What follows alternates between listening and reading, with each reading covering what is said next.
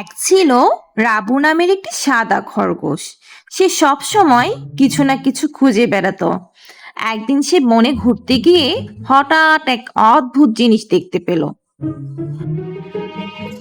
এটা কি? একটা ডিম, কিন্তু এটা বেগুনি, নীল, হলুদ রঙের কেন? অদ্ভুত তো। ও মা, ডিমটা দেখে আবার নড়ছে। আমার তো খুব ভয় হচ্ছে। আয় আয়, ভিতরে কে? ভিতরে কে আছিস? বের হ, এক্ষুনি বের হ।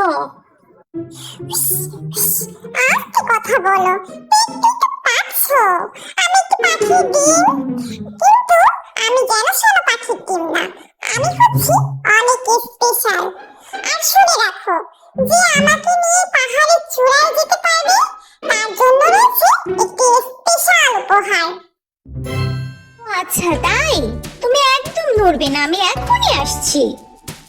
টিকু, টিকু, তোরা এখানে বসে আছিস? জানিস আজ কি হয়েছিল? বনের ধার দিয়ে আমি হাঁটছিলাম, হাঁটার সময় কি দেখি জানিস? একটা ম্যাজিক ডিম। দেখেই তো আমার চোখটা ছানা বড় হয়ে গেল। তারপর আমার ম্যাজিক ডিমটা নড়ছিল। তো আমি কাছে গেলাম, ম্যাজিক টিমকে জিজ্ঞেস করলাম যে কে তুমি। তখন ম্যাজিক টিমটা কি বললো জানিস? আমাকে পাহাড়ের চূড়ায় দিয়ে আসো। ব্যাপারটা ইন্টারেস্টিং তো।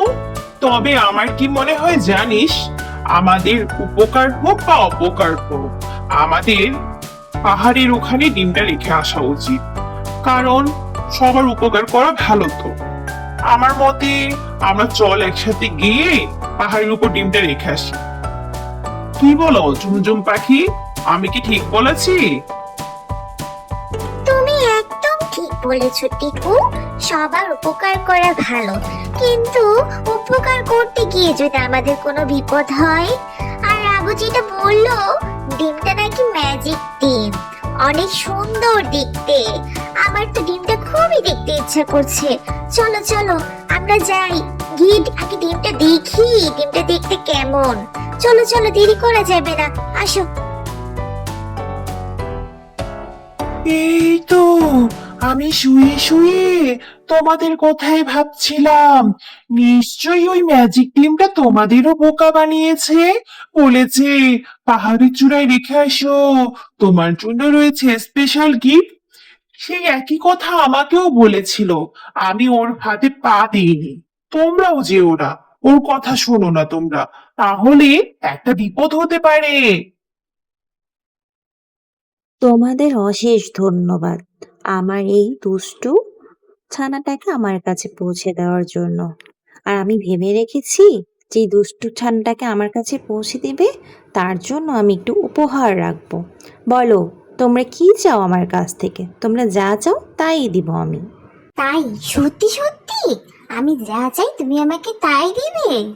আমি চাই কি আমাদের বনের পরিবেশটা অনেক সুন্দর হোক, বনের ভারসাম্য বজায় থাকুক, বৃষ্টি হোক, আমরা যেন সবাই মিলেমিশে থাকতে পারি।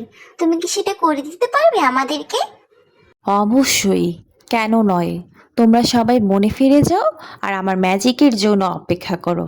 আর শোনো, তোমাদের অশেষ ধন্যবাদ। আর ভবিষ্যতে যদি কোনো সমস্যার সম্মুখীন হও আমাকে ডাকতে ভুলবে না। এখানে এসে আমাকে ডাকলেই আমি চলে আসব।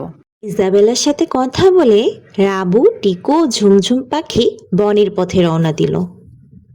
বনের পথে গিয়ে রাবু, চিকু ও ঝুমঝুম পাখি দেখলো বনের পরিবেশটা অনেক সুন্দর হয়ে গিয়েছে। তারা হই হুল্লোড় করে দিন কাটাতে লাগলো।